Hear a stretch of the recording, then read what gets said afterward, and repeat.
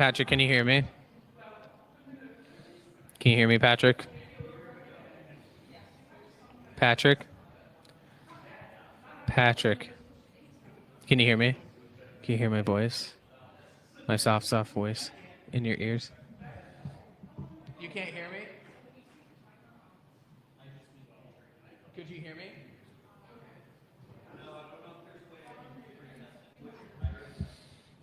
Testing. Oh, you're good?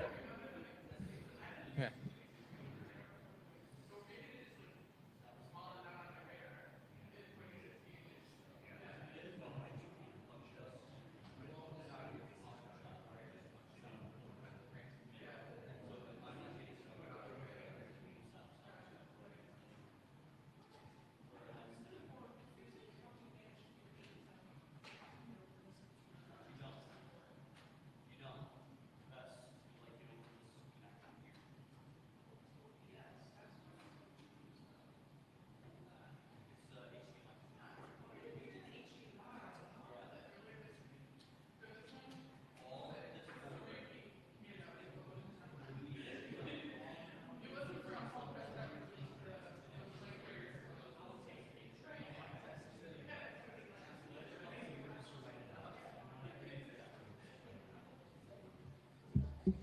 Can you hear me?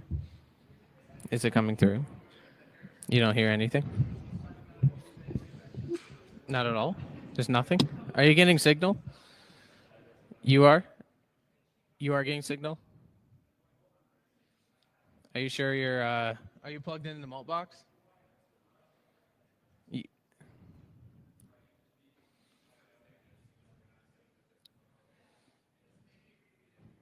You plugged in? Is it working? Are you getting audio? Are you getting audio? Yeah, okay. So it's just you.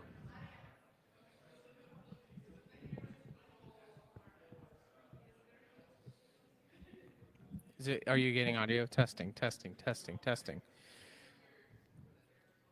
Little Red Riding Hood went out. You're good? You're good? You got it? Okay.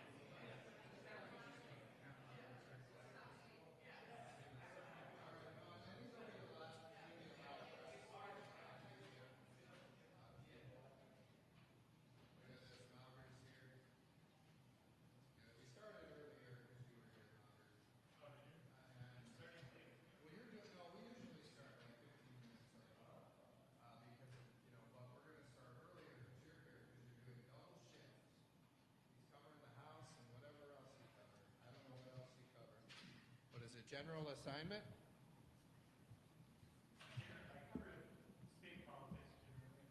Yeah. What did you guys think of Beth LeBlanc? What did you think of her piece? You guys, you should read it. It's interesting. It's controversial. It's controversial because, you know, she said I'm long-winded, something that nobody believes. You don't think I'm long-winded? No. It's opinion journalism. And then she had a lot of really controversial things to say about the Rudy hearing. I got thousands of emails about the Rudy hearing from people. I mean, ask Kyle Olson, he knows. A lot of people thought the Rudy hearing really was important in terms of getting credible information about the 2020 election before the public. So there was some opinion journalism there. And then you notice Beth, I mean, she talks to so many of my adversarial people, very adversarial people, and you notice they all said positive things. I mean, Governor Whitmer took the initiative to put out a statement about me in the piece. You know, I mean, normally they say no comment or whatever, right? You know, she put out a statement that was very positive about me. And I think Beth thought she was going to get something negative, and she didn't. She got a positive statement. Mayor Duggan made a very positive statement saying that I turned things around because we're Republican leadership going into Detroit. And by the way, did you see, and no one's reporting on this, by the way, Craig, nobody's reporting on this. No one has said we got more votes for the Public Safety Trust Fund out of the Democrat caucus than Joe Tate did. I mean, it passed 104-4. Many more votes out of the Democrat caucus and the Republican caucus because we brought people together. And to remember, I mean, you guys were here with me. We came up here with Chief Bettison, and we did a press conference here. And then we went to Detroit, and we had many police chiefs there, people like Chief Bettison, Dearborn Heights Police Chief, Dearborn Police. There were many there, Hamtramck, a lot of these high crime cities. And we told them, look, we're going to ask you to, we're going to give you more money and we're going to dedicate it to public safety. And I think somebody there asked me, you know, what changes did you make to the legislation based on the feedback you got? Well, that was a great example. When we did that roundtable and we met with Sheriff Bouchard and we met with Sheriff Washington, and we've talked to several county sheriffs, we decided to make a change to the bill where we dedicated the money to the county sheriff's departments because, you know, these counties, some of these counties, they try to skim off the top. We don't want any of that. With the Public Safety Trust Fund, we want the money going where it should go, which is directly to creating new or putting police on the street and getting them the equipment they need, not filling budget holes of existing programs. And remember, if they perform and they reduce their violent crime rates, they keep getting the money. If they don't, we're going to start taking the money away and we're going to put it into the cities and communities that are actually reducing violent crime. So performance matters. I mean, I'll just say this, if you're Gretchen Whitmer or you're Mayor Duggan, what else can you say but positive things about the work I'm doing in the House Republicans? And then you saw Tyrone Carter. I think Beth thought she was going to get me on that one. She called Tyrone Carter, and he had positive things to say. He said, you know, maybe Matt Hall has a better strategy than the Senate Democrats, and you can't fault Matt Hall for what they did. It's working. So, you know, that was really great to see. So there was a lot of really positive stuff in there, talking to all of our people that were very adversarial, you know, and then, so it was good. It was really, I thought it was kind of a, I don't know. I mean, there was a lot of opinion journalism on there. It's like everything Beth does. It was really tough. But, you know, it came out okay. So give her credit. She did a fair job on that. But there was a lot of tough stuff in there, you know. I mean, one of you should write a story. Wouldn't it be interesting if somebody wrote a story talking to my supporters? But, you know, remember, Elena talked to every one of my opponents along the way, and they all said glowing things about me. And then now Beth's done it, and they all said glowing things about me. I was talking to somebody, I said, why don't you go interview 20 people that were adversarial to Winnie Brinks? And they said, that would require Winnie Brinks to actually like take a position and have an argument with 20 people. I thought that was pretty funny and a fair point. You probably couldn't find those 20 people. No, I think we're moving ahead. I mean, we make it look so easy, don't we? But remember, when Joe Tate was here, it was hard to do the Public Safety Trust Fund. And I met with a lot of these CVI groups all over Detroit. I basically have contacts now in every neighborhood in Detroit because of the outreach our Southeast Michigan office has been doing, led by Courtney Goddard, who's doing a great job. And we're building these bridges with Warren Evans and Mark Hackle, and we're building bridges in the city of Detroit. And remember, we had to do this because when Joe Tate and the Democrats controlled the House, we'd get all these calls from all these leaders in Southeast Michigan, and they said, we can't get anyone on the phone. We don't know how to contact anybody. And we actually had Tudor Dixon with us when we went to Hamtramck, and we met with their leaders. We did a lot of inroads in Dearborn Heights with their mayor. We did a lot of great things. Building these bridges, and you're seeing that pay off when you see these people coming to the table and forcefully supporting our ideas. I mean, now they told me, I asked some of the reporters, I said, are you going to be, so I had a big speech last night, and the reporters had to read about it in the Michigan Advance. But I asked the reporters, I said, are you coming to my speech tonight? They said, no, you're too accessible. We don't need to see you every speech. We're going to go listen to some guy from the Cook Report.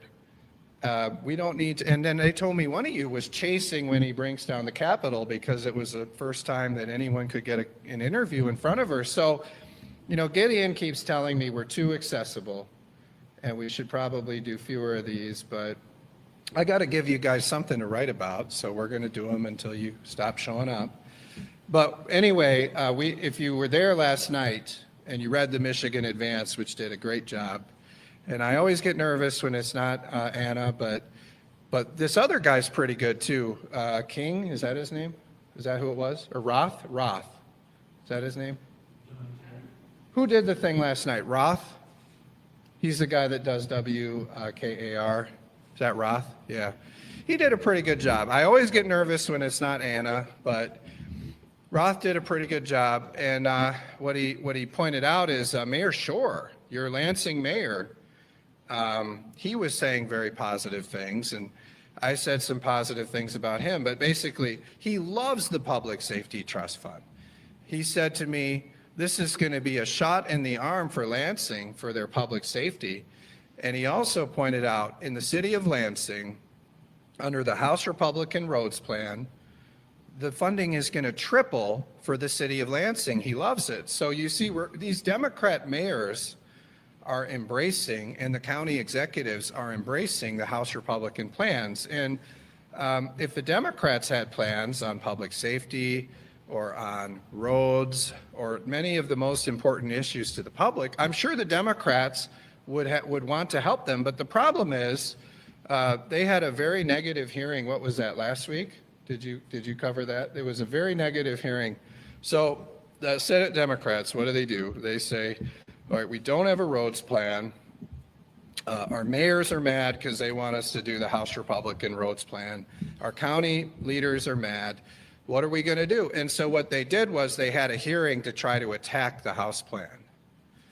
And they tried to put all these poison pills in there in the hearing to try to kill the momentum on roads. It didn't work. But, it's very evident when you listen to them, they have no plan on roads. Still, they have no plan. They're just going to hate on the House Republican plan, which we're going to stop calling it the House Republican plan. It's actually the House bipartisan plan because Republicans and Democrats voted for it. I'm the only one who's put together a bipartisan roads plan, and it passed the House, every one of them. All we have to do is prioritize our local roads over the corporate giveaways and the earmarks. Now, if you were there last night, you heard, look, we've got a little roadblock. It's Sarah Anthony. And we all know Sarah Anthony loves Lansing. There was another they cut another ribbon on a city hall yesterday, and Sarah Anthony was there. Look, that's coming to an end. And I had to tell the Lansing Chamber this last night. This is coming to an end. The good old days of where Lansing just gets whatever they want, that's ending. And we're going to start looking out for the taxpayers of Michigan in this budget. We can't keep spending all of our money on corporate giveaways. You know, they tried to do that with Delta Township and GM. It didn't work. They sold it to a Korean company and exited. And we gave them $666 million, Craig. And then they just took the money and walked away, sold it to LG. It was amazing what they did, GM. And then you look at it, and they got so many earmarks in that budget. I mean, you see they're cutting the ribbon on a new city hall, all kinds of stuff. I just saw the Hip Hop Academy the other day. It's right downtown. I'd never seen it before. They stuffed that in the budget. And then you look at what they're doing. They even have this program that Sarah Anthony came up with where they're just paying out grant money in lieu of government workers working, because you notice even the Grand Rapids Pie Company closed. That's how bad it is here in Lansing. I was walking around the streets 2 days ago. I looked in all directions, and Jay DeBoyer talks about this a lot. I looked every direction. I saw 4 people in downtown Lansing. And so Sarah Anthony's plan is, let's just keep writing checks to the city of Lansing to keep all these businesses open. Well, I told her, I said, what if we just brought the government workers back? We could stop writing them checks from all of the taxpayers of Michigan because the state workers are at home, and we could just start, they could make money because there's actually people on the streets, the state employees. I mean, there are many, many empty buildings here. So they asked me, Mayor Shore asked me, Democrat mayor, he said, will you help us bring the state workers back? I said, yes, the state workers will be coming back. And I know you're doing a lot on that, Jay. Jay DeBoyer is going to find those state workers with the oversight committee. And, you know, you're going to have a very good justification for working from home all the time. We're going to bring the state workers back to work. We're going to do it in the budget. We're going to work with our oversight committees to do it. And Lansing will be a thriving city again. I said, who's going to go to all these buildings that Sarah Anthony got in the budget? I mean, hundreds of millions of dollars of empty buildings here, unless we bring the state workers back to work. And we're going to look out for the taxpayers. I mean, government has grown 43% under, you know, the Democrats and all their ideas under Whitmer. We're going to rein that in. We're going to provide value for your dollars in this budget. And basically, it's going to be tough, but, you know, we're going to have to change things. I mean, you saw we brought historic disclosure to our budget process. And next week on May 1, every earmark request will be posted online well before it's put into any kind of budget. And we're not making any exceptions to that. And that's a tough one. You tell all of Sarah Anthony's buddies in the lobby corps here in Lansing, we're not going to make an exception. I don't care who the politician is. I don't care what the program is. We're not making an exception. You've got to get a sponsor. They've got to put their name on it. They need to tell us what the public purpose is. They need to describe what the money's for and when it will be complete, or else we're not doing it.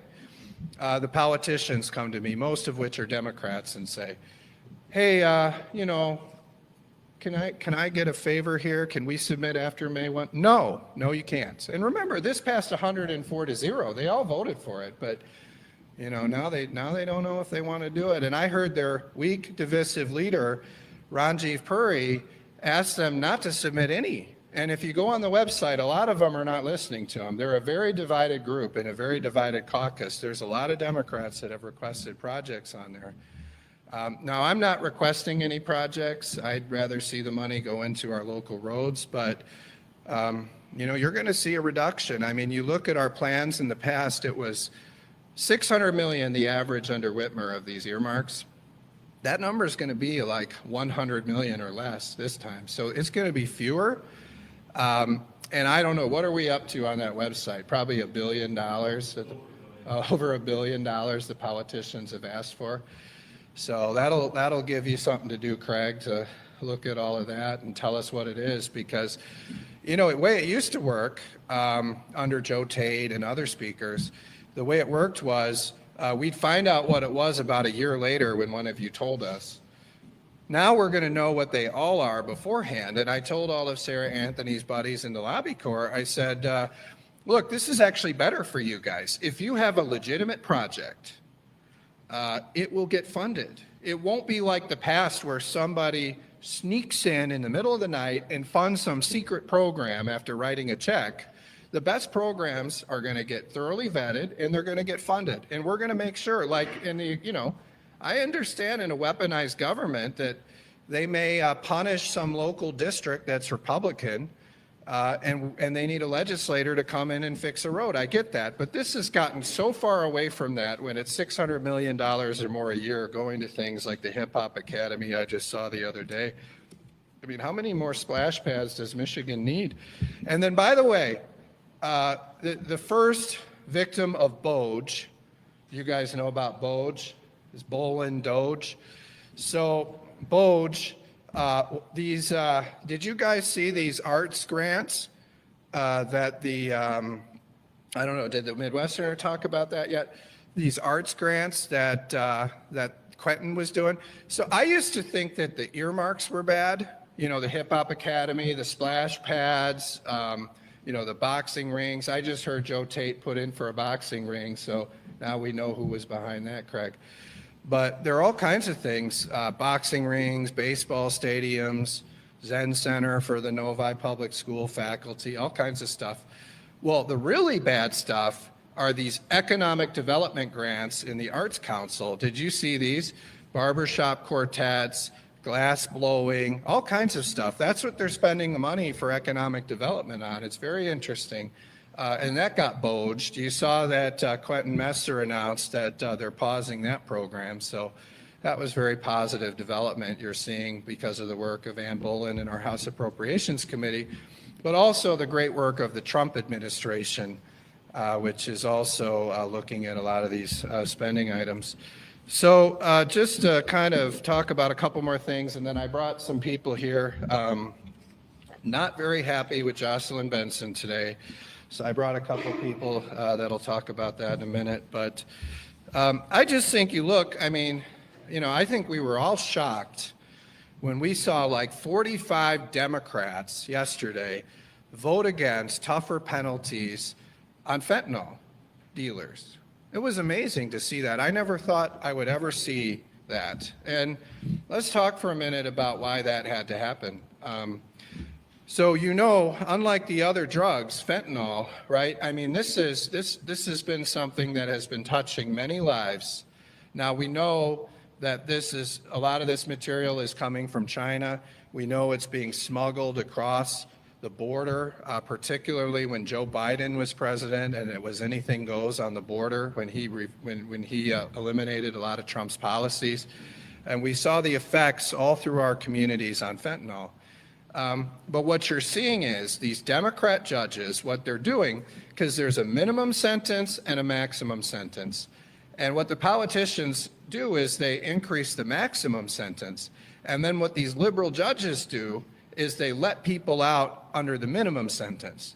And so Sarah Leitner and I were talking, and she said, well, why are we increasing the maximum sentence when all these Democrat judges do is they give all these criminals the minimum sentence? So we said, let's increase the minimum sentence so that these Democrat judges are forced to put these fentanyl dealers in prison where they belong. This is a very, very serious thing, and it touches families all over our state. And we need those tougher penalties, and we need these people behind bars for what they're doing. So that was great. But I was shocked. I think it was 45 Democrats that voted against that, Gideon? 44. Sorry, I was off by one. That's amazing to see that. Just sad. All because they want these fentanyl dealers out on the streets after the minimum sentence. It's amazing to see. It's sad. And maybe we should bring in some people who've had loved ones die from this and see what those 44 Democrats have to say about letting these fentanyl dealers out of prison. It's amazing to see. I mean, and by the way, did you see we had the Monroe County Sheriff on the floor yesterday, and he testified in about every committee. And he's like a lot of these law enforcement people. You saw Chief Medicine up here thanking me on behalf of the victims of crime of Detroit. What we did, we came in right at the beginning of the year and we said, we're not doing any more of this soft on crime stuff. We're going to stand up for crime victims and public safety. And you see House Republicans delivering on that with the Public Safety Trust Fund. You see it when we announced we were going to kill every one of these bills that let violent criminals out of prison early. You see it with the great work going on today in the Government Operations Committee. You want to talk about a great chairman? Brian Begole. He's just shooting out bills left and right, banning sanctuary cities and counties. Remember, Michigan has been a magnet for illegal aliens, and it's every week. You're seeing crime from illegal aliens across our state, and we've seen some murders, we've seen some criminal sexual conduct, you've seen a lot of bad things coming from these illegal aliens. And Michigan was giving them rental subsidies, Michigan was giving them free legal aid to defend their deportations. You see President Trump coming down hard on that kind of activity. He's doing a great job. And we're going to stop jurisdictions from harboring illegal aliens, and by telling their local government officials not to comply with ICE, whether that's their jail policies or whether that is just policies that have their law enforcement impede federal immigration law. And we're going to take their revenue sharing and we're going to tuck it away until they change their policies, and then they can get it. We're also going to stop the state from giving rental subsidies and other welfare to illegal aliens. If they want welfare, they can become citizens and go through the process to do it. That's going to make our community safer. So we're following through on our commitment to law enforcement and victims of crime, that we're going to keep lowering the violent crime rates, we're going to protect crime victims, and we're going to restore law and order in Michigan, and you're seeing that happening with the House Republicans. I'll just briefly talk a little bit. I don't know if you guys want to talk about it, but look, I mean, this was a very concerning development yesterday with Jocelyn Benson, and I'll just remind you, Jocelyn Benson has lost many lawsuits, and they'll talk more about that, but many lawsuits, and I don't know if you go back and you remember, but when she was giving instructions to a lot of these local clerks, she said that we should water down the signature requirements. Basically, a signature is presumed valid. Well, that's not what the law said, and when that got into court, she lost very badly on that issue. We want to see what the training manuals say now. Is she giving the correct instructions to the local clerks? And we could get this from any local clerk, I bet, but I don't want to do that because you'll see her and Dana Nessel prosecute that clerk to try to keep this information silent. But basically, let's look at your election training materials, and let's make sure that you're complying with laws and that you're training them properly. And Jocelyn Benson says, for weeks and weeks and weeks, I'll get that to you tomorrow, I'll get that to you tomorrow. Finally, the Oversight Committee had enough and issued a subpoena. Now we're hearing late last night that Jocelyn Benson will not comply with this subpoena. So we're concerned about that, and we're going to take action. And just like all those other lawsuits, Jocelyn Benson will lose again. We'll get the training materials.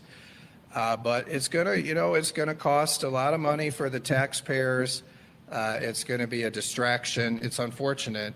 But this is symptomatic of what we've seen. I mean, remember in the 2020 election, we wanted her to come testify before the committee, and she stonewalled that until the legislative term ran out. So we've had a lot of challenges and problems with her office. So by the way, How do you guys like her new website? You guys like her new website? So I think we spent, and a lot of people think we should investigate this. I haven't talked to Jay about this yet, but we spent $9 million on the Secretary of State to create a new website. And the website is not usable or functional at all. I mean, in fact, there's less disclosure on that website when we file our campaign finance reports. They told me, Matt, they said a lot less information will be available to the public. And then Jocelyn Benson wants all of your contact information so she can go on there and look at who is looking up her campaign finance information. That's my suspicion, but we'll find out why you have to fill that information out. I would just be very worried tomorrow, Craig. I mean, tomorrow's the campaign finance deadline. You might want to put some fake information on there if you don't want Jocelyn Benson to know what you're looking into, okay? I'm just warning you. Well, I'm just saying, if she's going to know what you're looking for, so you better be careful. Well, you have to give the name, and it's all password encoded, so just be careful on there, Craig. The rest of them know what I'm talking about. So it's a very bad website. Maybe instead of campaigning for higher office, Jocelyn Benson should fix her website. And maybe she could find the election training manuals, turn them over to the people of Michigan before she loses again in court, which I don't know. What do you think? It's probably the 10th time she'll lose in court. We'll get the materials, but we're going to hold her office accountable, and there probably are going to be many more subpoenas coming if she keeps doing this. But I'll turn it over to Jay DeBoyer and Rochelle Smith to talk more about this issue. How are you guys? Greg, how are you? Good article, by the way, there on the weaponization of government. I think the people of the state of Michigan appreciate the fact that the Republicans are going to look at that fourth branch of government, which is the departments and the bureaucracies that, frankly, operate completely autonomously. I think that's a very concerning thing for the rank and file tax-paying citizens of the state of Michigan. So I appreciate you writing that article yesterday about that.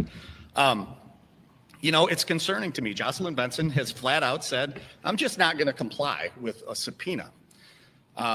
And there is exactly no basis in law for her to say that she does not or does not have to comply with that.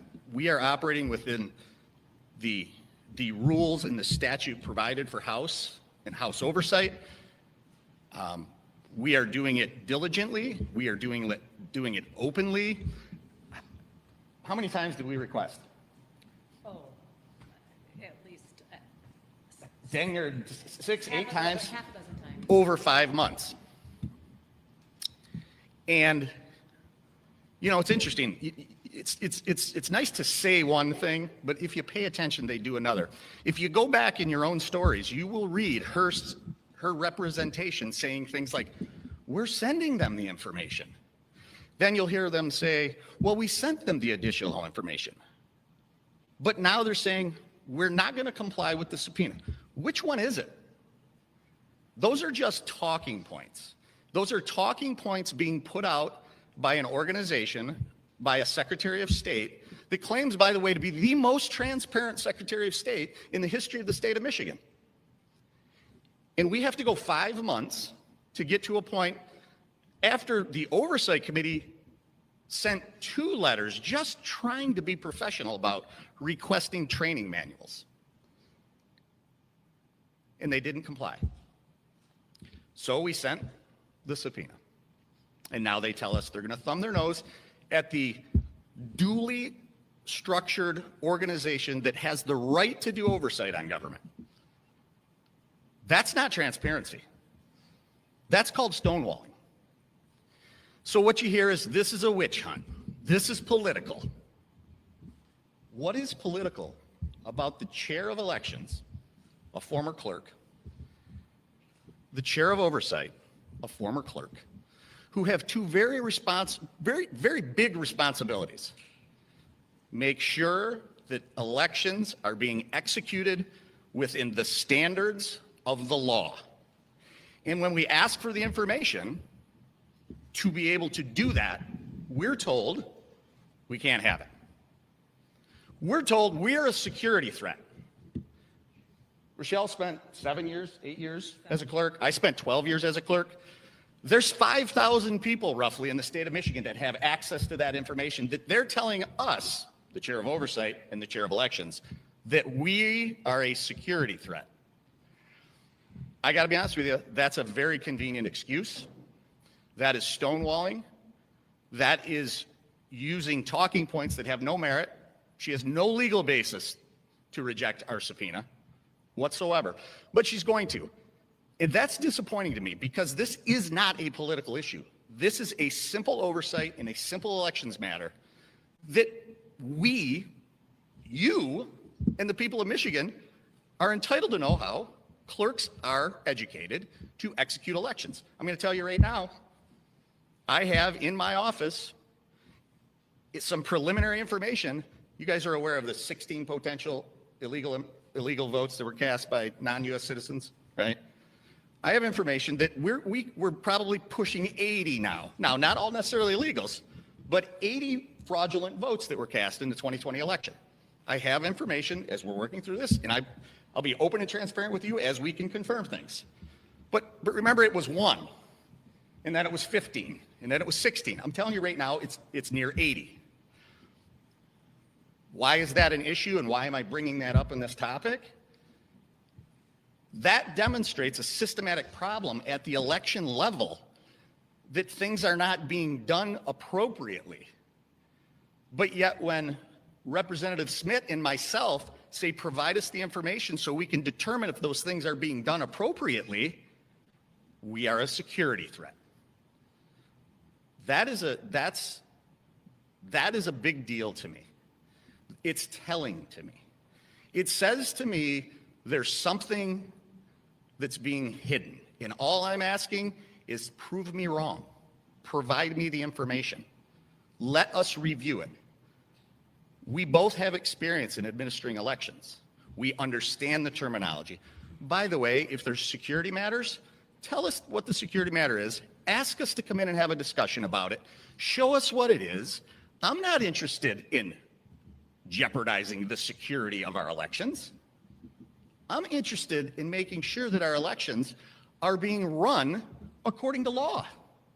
That's it.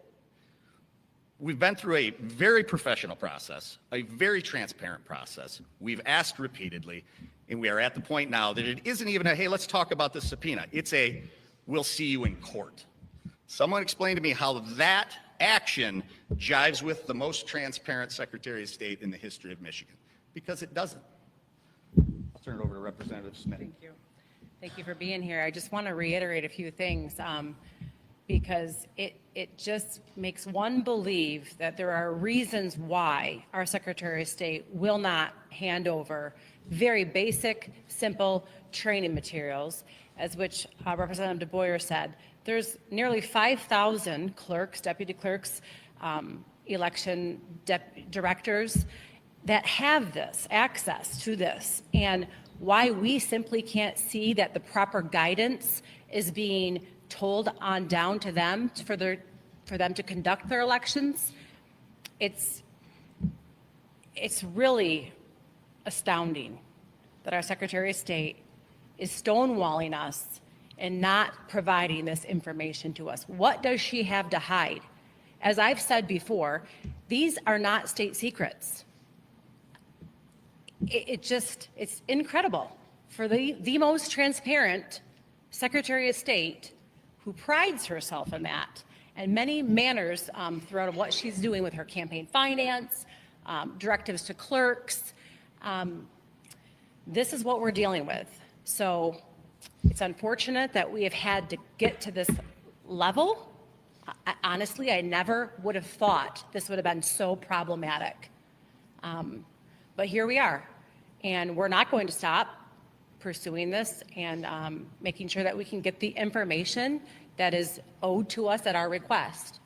So thank you for being here, and I don't know if I want to turn over to Speaker Hall again. Sure, yeah. All right, well, no, I just thought you guys might want to talk about that. blatant disregard for the law by Jocelyn Benson, and so we've got them here to address that. So if there are any questions, I'd be happy to answer them now. Any questions? Yeah. Oh, yeah.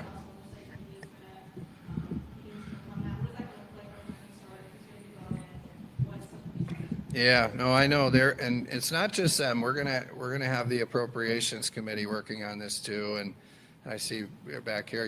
You're a big Lansing Lugnuts fan. Is that a matching hat? It's awesome. Wow, looks good. But yeah, well, no, that's right. And when we bring the state workers back, that baseball stadium will be full again. You'll enjoy that. But anything you want to say, Jay, about? No, I would just say that. Yeah. Really quick. Thank Yeah. you. We're just working through the process. We made this transition during COVID to remote work, and it just has been left in place. So I think my role as the oversight chair, I think it's important that I look at that as a policy and look at that as a behavior. There's no predetermined outcomes, but you can look at corporate studies all over the country, and without fail, corporate studies come back and say you lose efficiency. Right. And I'm elected by the people of my district to come here and represent the district and the taxpayers of the state of Michigan. And efficiency is my number one priority with their tax dollars. So we are going to do our homework. We are going to look at the policies. And can I say that it's a blanket policy that in every case? Not necessarily. But I do believe that human nature is such that if you give an inch, a mile will be taken. And I think that we have to do our due diligence on this. And I do think that you have to remember the history of Lansing. Lansing wasn't a city that became a capital. Lansing was created as the capital. Its entire economic engine is based on the capital. And we've destroyed that economic engine here. In my opinion, destroyed that economic engine because nobody wants to step on anybody's toes or hurt anyone's feelings. So, yeah, we're going to do our homework on that. We're going to look into it. Yeah, and we're going to, we're going to make the departments justify the behavior of these state employees, right? Why are these state employees not at work? What are they doing? And unless there is a very good justification, they will be coming back to work when this budget is done. We're going to make that happen, and you're going to see a lot of activity in the Oversight Committee and the Appropriations Committee as we move forward on that. And, your mayor, Andy Shore, the Democrat, agrees with us, and many Democrats agree with us on this. And their solution of just sending grant money to keep businesses afloat because the state workers aren't working, that doesn't make sense. Yeah, back here.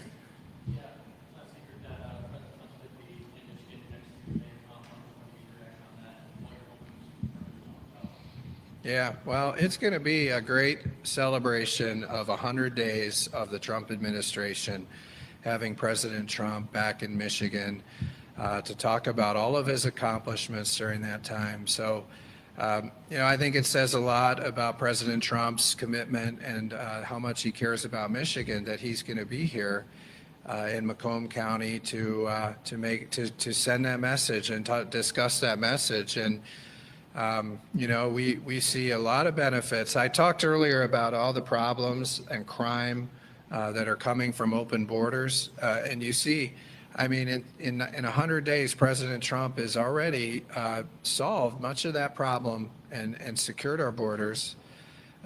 You see him bringing manufacturing back to the United States through his smart tariff strategies.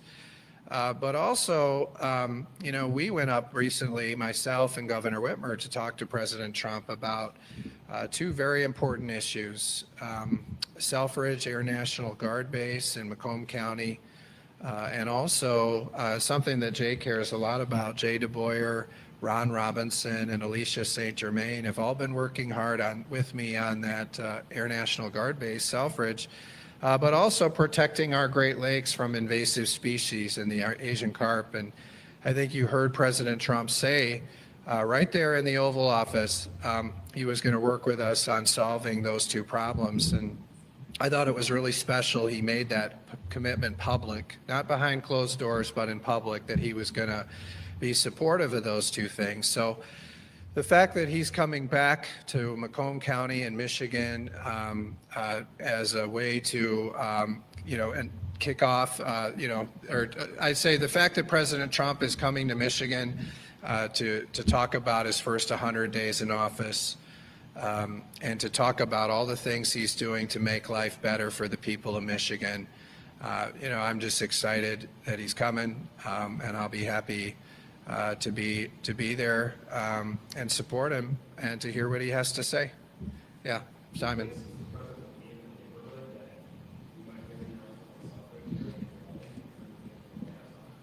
No, I don't know. I know when we were there in the Oval Office, he said he had heard some encouraging news from the Defense Secretary.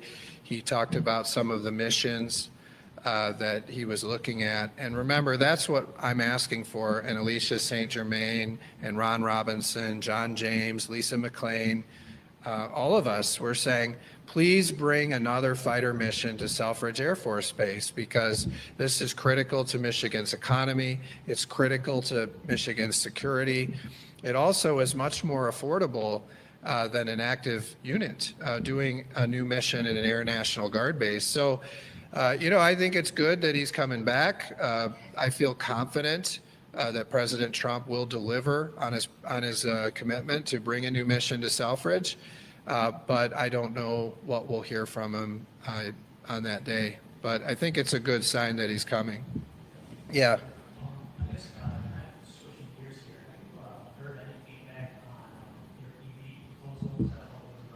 Oh, yeah. Yeah, you saw that proposal on the EVs? Don't you guys, these reporters all probably drive EVs, but, I know Craig does, but no, anyway, they all probably drive EVs, but I don't think the Midwesterner drive EVs, but who knows? But anyway, I'll just say, unfortunately, the statistics show for the EV drivers that they're not paying their fair share. And it was funny, there was a group of these wacko left-wing environmental activists that were trying to convince us that regular cars got 60 miles to a gallon or something, and somehow they were all paying the same. It was pretty radical. You actually had these environmental wackos who were trying to argue that non-EVs got high gas mileage. It's very strange. They don't make that argument when they try to ban fossil fuels, but when they're trying to keep the taxes lower for their own cars, then all of a sudden the internal combustion engine cars have this very high fuel mileage. That was kind of interesting to watch. But if you look at what the experts said, the experts say that I think the registration fee is about $150 for the EV drivers on top of the regular fee. And the average driver in Michigan, I think, pays about $300 of gas tax at the pump.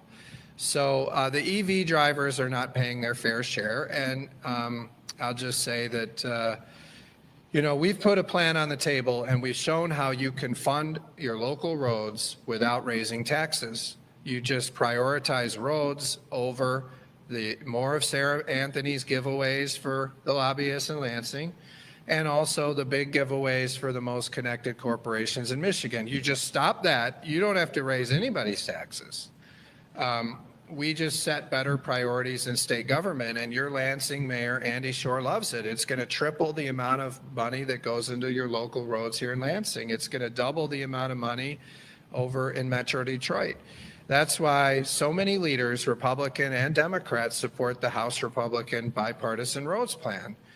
The problem is Democrats are hell-bent on raising taxes to fix the roads. And I'm just saying, if we must do it, then I'd be willing to look at making sure these EV drivers pay their fair share.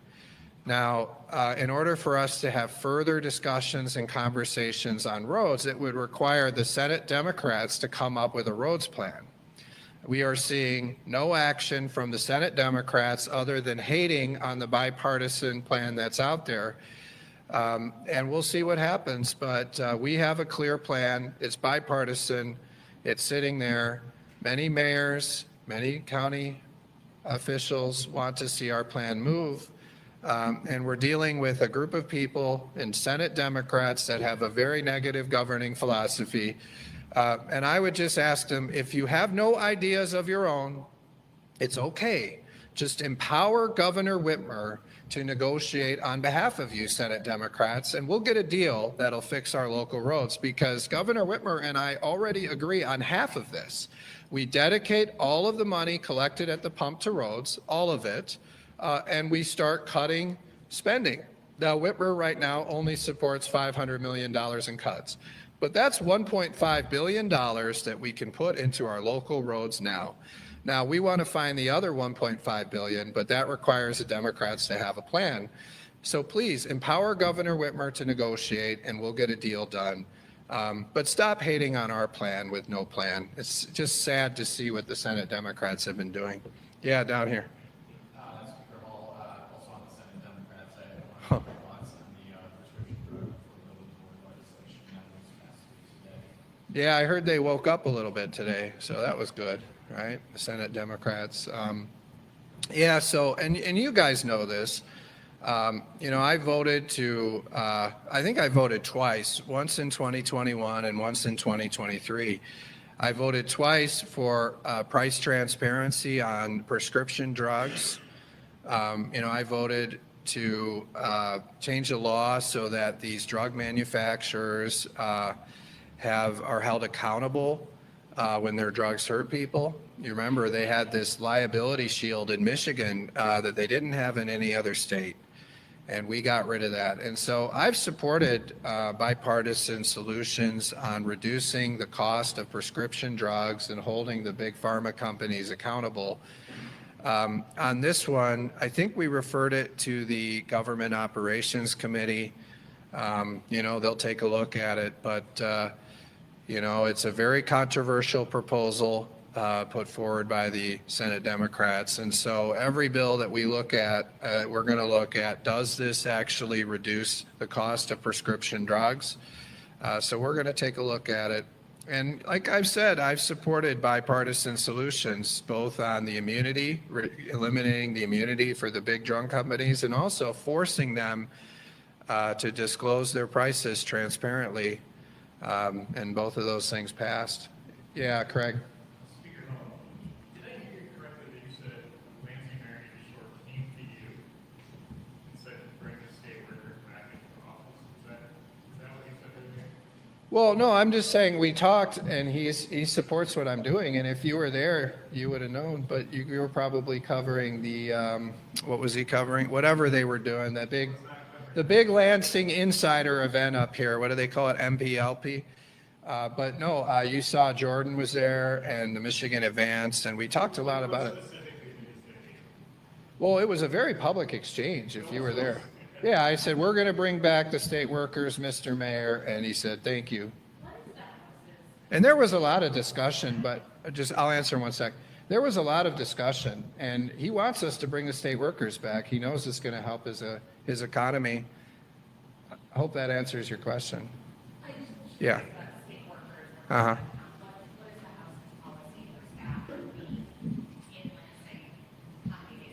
Yeah, it's a great question. So do you remember when I became Speaker of the House, one of the first things I did is we changed the rules and we gave the regular members more autonomy over their staff, and I was celebrated for that. People on both sides of the aisle celebrated that, because before what would happen is the Speaker would force your staff, you know, they'd hold your staff over you, you know, and that was viewed as a negative thing. And so we gave more flexibility. I'll just say this, I come in here every day, just about, and every day all the lights in Ranjit Puri's office are off every day. Probably today. I mean, go look, like go down there on a Monday and look, they're all off, every one of them. You think there'd be one person in there? There's 0 people in there. But I'll tell you this, we're there every day. My office is there every day. I think you see a lot of the Republicans, we're there every day. We encourage in-person work. Now the Democrats, they don't believe in in-person work, and you don't see any of their people here. But we've given those members the autonomy to manage their staff. That was something that we did. And actually, when I did it, I was applauded by both sides of the aisle for doing it. They said it was something we should have done a long time ago. So it's much like how departments currently operate, where they're allowed to decide if people need meeting. Well, everybody that works for me, direct, like my people, we make them work in person. Now, these Democrats and all these departments, none of these people, I mean, that's what the oversight committee is going to look into is anyone working in these buildings? And I don't think they are, honestly. I think it's, may I Yeah, just- go ahead, Jay. Yeah. I think there's an important distinction, though. My staff is in generally every day, but remember, I have a district as well, back home, that one of my employees is from there. So they are at district things with me, for me at times. So it's not the same. It's different. Now, I'm not making an excuse or a justification for people not coming to work. I'm saying to you that you actually have to measure apples and oranges, right? My in-district person is here most days of the week, but when there's things in district that I can't be because I have to be here, he takes care of them for me. So there is a little bit of a distinction difference between the staff members and just a general employee that has a job to do at an office. I think that's important to know. Yeah, and I would just say, we're, like I said, we're here. I would look across the hall. You should come in. Somebody should come in every day and look at Ranji Puri's office and see how many days the lights are on. You'd be shocked. But we're paying probably, how many $1 million do you guys think we're paying for all these empty state office buildings? It's a lot. It is a lot. And our appropriations committee has a right to know, do we need these buildings? And the Lansing Chamber of Commerce is not happy, and their mayor, Andy Shore. Any other questions? I like that you guys are focusing on this, because you remember I brought this up months ago, and there was so much going on, we didn't get to talk about this. Yeah. Yeah, he's tough. He's on 9 and 10 every day, doing a great job. But I was just wondering your thoughts on sort of in the New York Times and its coverage last few days, the Venezuelan immigrant who was deported from Detroit to El Salvador after accidentally taking the Africans to Canada. His family and lawyers said that he was essentially disappeared and hadn't been heard from until DHS confirmed this week that he was sent to El Salvador. So just your thoughts there. Yeah, that's a really confusing turnaround there right by the border in Detroit, isn't it? Yeah, no, interesting. But yeah, I mean, we need to enforce our federal immigration laws. And I would say that President Trump is doing that, right? President Trump campaigned on ending our border crisis. And you look at what's come as a result of that border crisis, all of the crime, all of the fentanyl, all of the lives lost. We have many, many people here illegally. We don't know who they are. They are not eligible for the benefits. I mean, it's a mess. I mean, you look at all the housing problems that are being caused by illegal aliens all over the country. So illegal immigration was a crisis. President Trump has been securing the borders, and you see the border crossings decline quite a bit. And then you see the Department of Homeland Security and ICE, they're doing a great job deporting illegal aliens. And, we want legal aliens here, but we want to know who they are. We want them to go through vetting. We want them to go through a process. And it was the wild, wild west for many years. So, that's what happened. But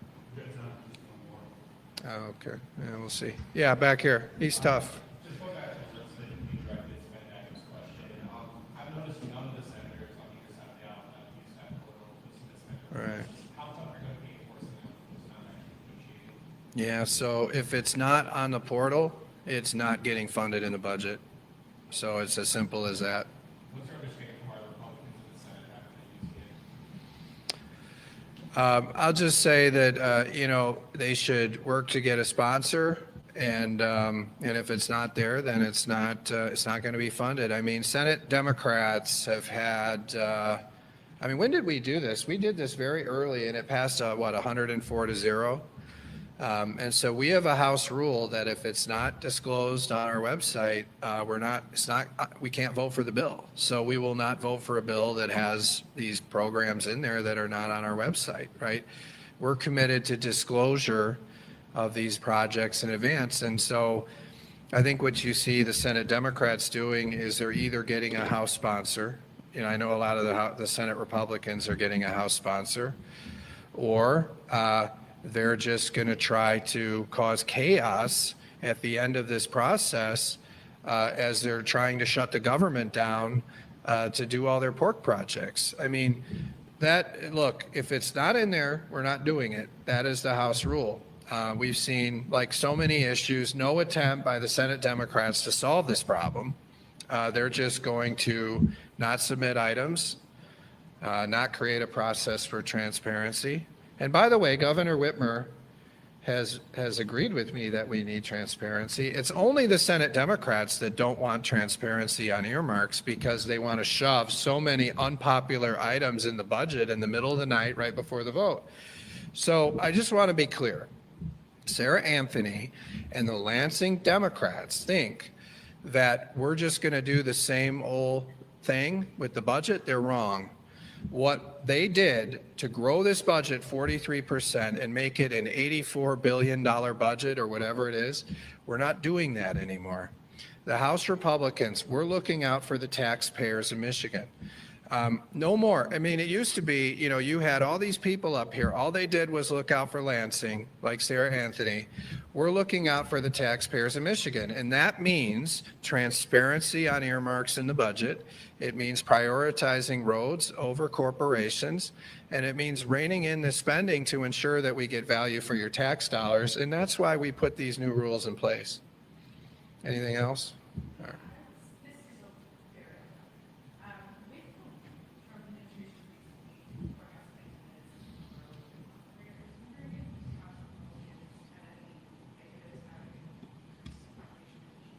I didn't hear you. With the Trump administration announcing some growing population, yeah. Right. Right. Yep. Mm-hmm.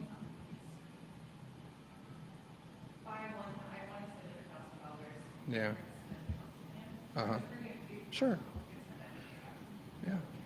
Well, thanks for bringing that up. So you remember Governor Whitmer had her Growing Michigan Together Council. We called it the Population Council. And the Population Council's purpose was to try to identify how to grow Michigan's population. And what they said was that we needed a coordinated economic growth plan for Michigan. That meant we don't have one, all right? Now, I thought it was very interesting. I was listening to Gretchen Whitmer's speeches the last few days when she did the Detroit Economic Club and when she did the one in Washington. And if you watch her, she says essentially that what we need at the federal level is a coordinated economic growth plan. Go back and watch what she said. She said something very similar. I thought that was very interesting, given that her own population council told her that we don't have one of those in Michigan. But what we're trying to do is we're trying to create that coordinated economic growth plan for the state. We came up with it in our mission for Michigan. Now, if you look at the mission for Michigan, we talk about making life more affordable. We do that by reversing the Democrat income tax hike and giving you value for your tax dollars. We focus a lot on public safety. And I talked about that, the Public Safety Trust Fund and many other ways to reduce violent crime in the state, okay?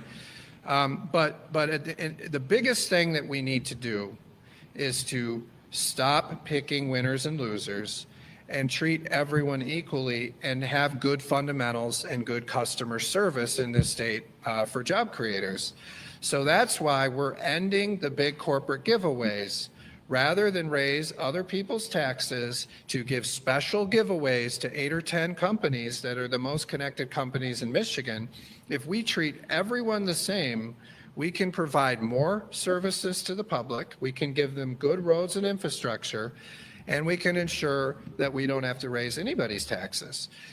And then when we talk about regulatory reform and permitting reform, what that really means is we want to give better customer service to the job creators of Michigan. We want to help them solve their problems and get to yes. If we can be a state that has a reputation for helping job creators solve their problems and to get to yes and to bring them here, we'll reduce the cost of a business in Michigan, of maintaining or running a business in Michigan. They'll be able to employ more workers and they'll want to be here. If we have competitive tax rates in our state, we're going to attract a lot more people here. You look at what other states did during the pandemic, states with a coordinated economic growth plan, what they did was they cut their income taxes and they invested in infrastructure. What Whitmer did was Whitmer gave it all to the big corporations, and you read a lot of the reporting, they haven't created any jobs. It didn't work. So we're pushing a coordinated economic growth plan, and the other part of it is an education system that focuses on real life skills. And you see, we passed bipartisan legislation through the House that does that. So I'd say the House Republicans are working on that coordinated economic growth plan that the Population Council asked for. Something that no one but me talks about, by the way, is the Population Council. And I think you see President Trump looking at ways to do that at the federal level too. So thanks for that question. That's a great question. Gideon says I have to go. I'm sorry. Usually I answer every question. Ron Robinson, great work you're doing on Selfridge Air Force Base.